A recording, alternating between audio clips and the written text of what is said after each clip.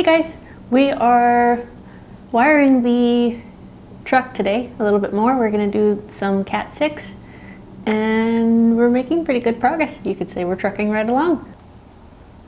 So today we're running our data cables for all of our automated and technology stuff that will need data cables. So things like the Xbox, the CNC, the 3D printers, the regular printers. Now we're running all of those through the holes in the wood that we have. So this is how we ran the parking lights just to the back, just through these channels in the wood. Can't really see that because it's very dark in here because we don't have any lights yet. We're pretty much doing all of this off of just two shop lights. There's one up here and there's one all the way in the front. So we don't have the best lighting in the middle of the truck, but we're gonna go ahead and get to work so we can eventually have some better lighting in here. Before we dive too far into how we're gonna run all the electrical for this truck, I wanna talk a little bit about electrical theory so you can put together your own plan and you can know why we're doing things the way we're doing them.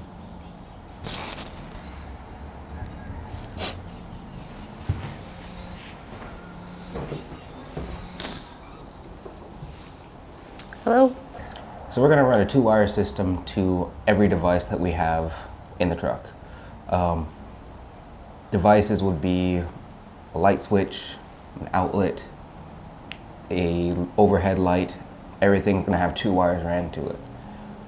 The reason I'm doing that is because galvanic corrosion occurs when you have two dissimilar metals in the presence of an electrolyte with electrical current running through them.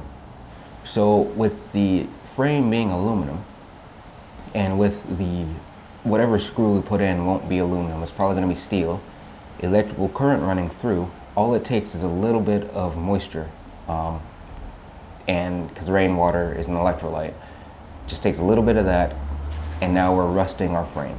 And the whole purpose of using an aluminum frame is so that it doesn't rust or corrode as easily. Jeez. So the whole purpose of using an aluminum frame is so that it doesn't rust or corrode as easily. So when you're picking your positive and your ground for a two-wire system, it's 12 volt, right? We're doing the 12 volt right now. It's very important that you know what gauge to use, because if your gauge is too small, then your wire can get hot and then melt, and then you'll have to deal with either a fire hazard, start catching on fire, or your wire just might melt and you'll have no more power. So it's really important that you choose the right gauge of wire. And in 12 volt systems with two wires, you have to make sure that your ground wire is equal or greater gauge than your power wire, to make sure that it can handle the same amount of amperage.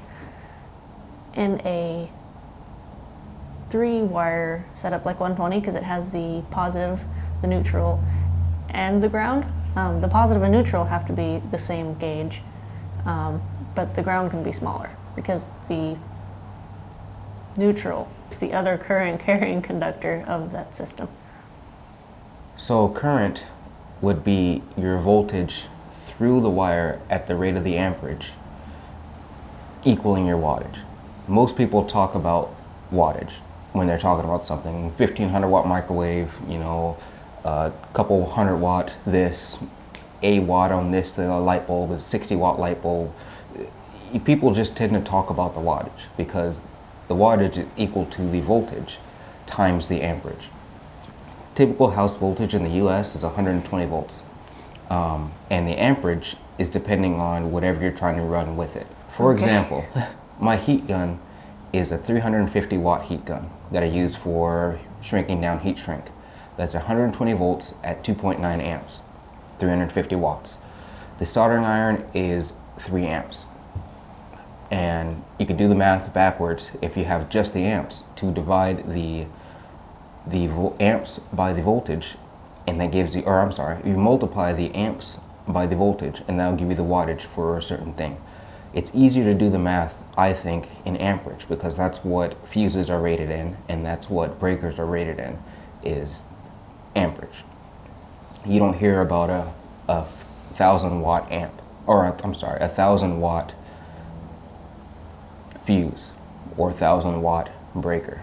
You hear about a 20 amp breaker or 5 amp fuse.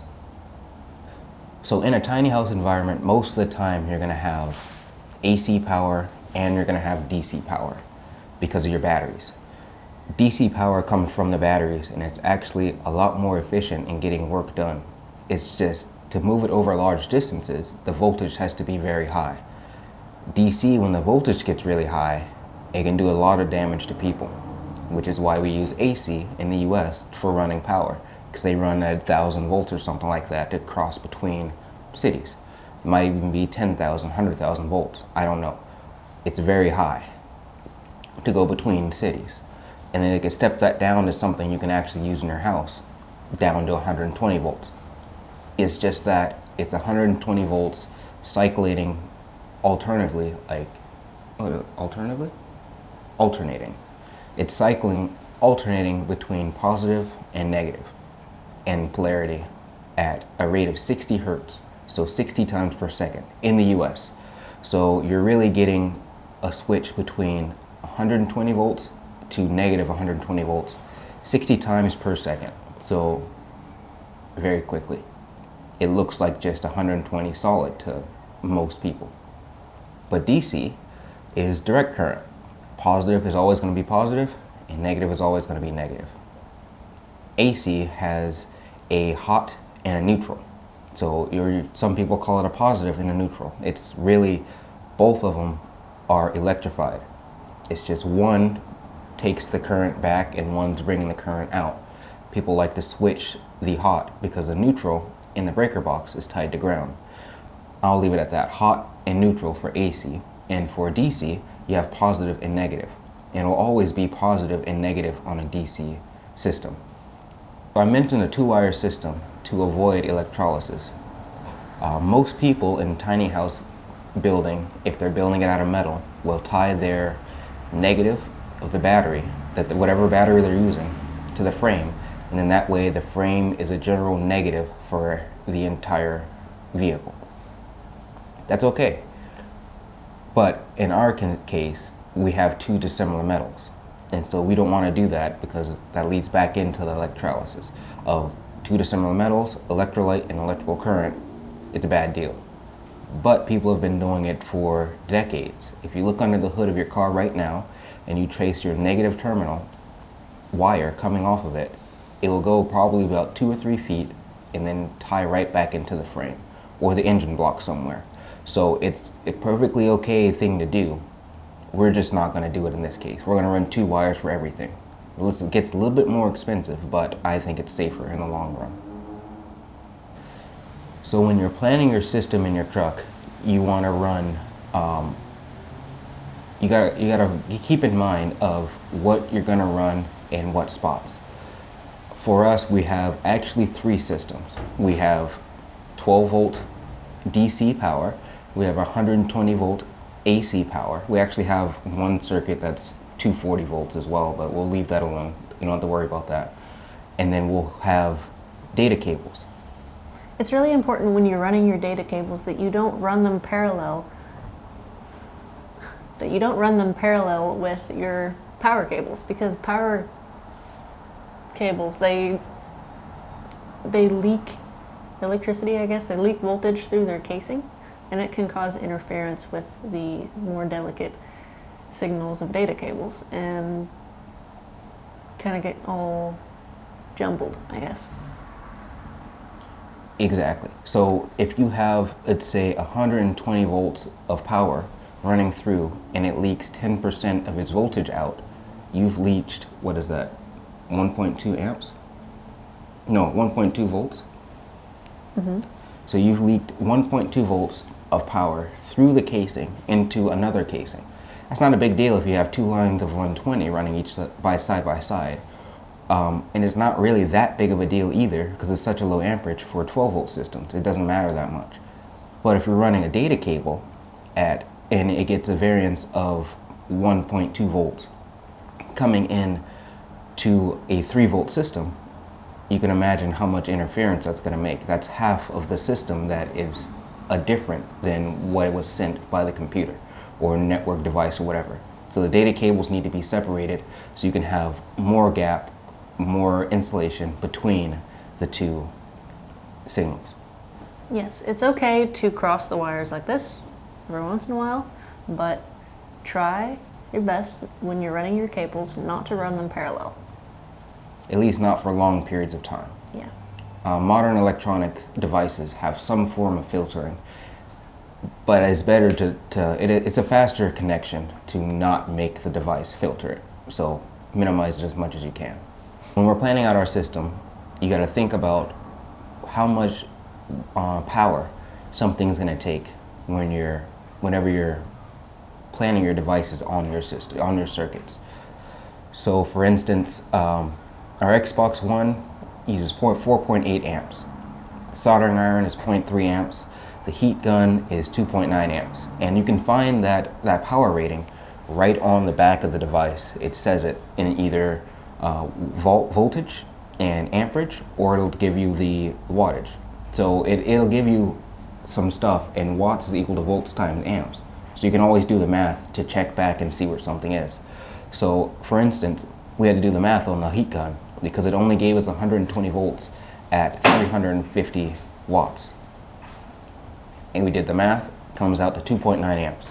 So we can get the amperage and add everything together and come up with something that we can use.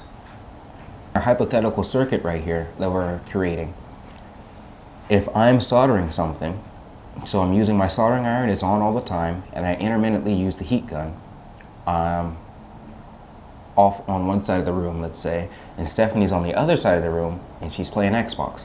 So she's using the Xbox One, and she's using the TV. All four of those things combined is 4.8 amps. 8.4. All of those things combined is 8.4 amps. So we're safe, because 12 gauge wire, which is what we're running on the wall, is typically ran in the house. It's either 12-2 or 14-2 if you have a really old house. We're running 12-2 because that's what I have, and it's more amperage per. It's more amperage per run of wire. So we're at 8.4 amps on the wire going to that circuit for the living room, which is good.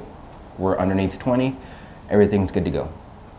But all of a sudden, if we plug in a space heater, that runs at a lot higher amperage. It's actually most heaters and most heat-making devices you'll see at 1500 watts, just for that reason. So if somebody plugs it into a circuit and it already has some load on it, it doesn't instantly overload it. But here, in our scenario, the circuit already has some load on it. With the space heater on there, that's an additional 12.5 amps. Now all of a sudden we're over our 20 amp rating on our wire, or our 20 amp rating on the circuit breaker. So what if you can't find the listed power consumption on the back of the device? So a lot of tools are expensive for finding the listed power, or for finding the power usage that something takes.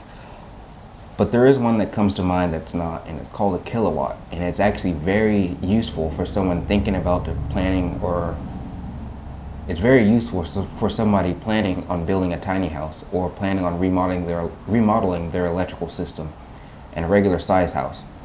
You can actually plug it into the wall and it will tell you the amount of power that your device is using right now. Some models also have where you can input the price per power that your electrical company charges, and it'll tell you how much money you spend on that device each month. It's a pretty nifty tool to have. So the other tools that they've got multimeters with amp clamps, and they've got contact multimeters where you can bridge the gap between two devices and it'll tell you the amperage reading. They have electrical shunts that the current passes through a sensor and it'll tell you the reading in real time. There's a lot of other tools to test for amperage. Voltage is something you kind of need to know, but also you can, a lot of those multimeter tools will tell you the voltage coming out of something. So you can hook two leads on the power outlet in the house and see, okay, it is 120 or 115 or 100 watts or 100 volts, and I need to call an electrician because something's wrong. You can plug it in and test it. Same thing on a car. 12 volts isn't actually 12 volts. It's 11.8 up to like 14. So you can stick it to the battery and you can see what you have, see if the battery's dead, see if the battery's overcharged, see if you're trying to charge it too quick. There's a lot of things that you can test with the other equipment. The kilowatt is something that you can kind of buy off the shelf, and actually your electrical supply company or whoever supplies your house with power might have one that you can rent for free or cheap, just to see how much power you're using on an individual device. Okay, I'm gonna close this off. Okay, I think that's enough with this electrical theory. I'm tired of sitting on this bucket.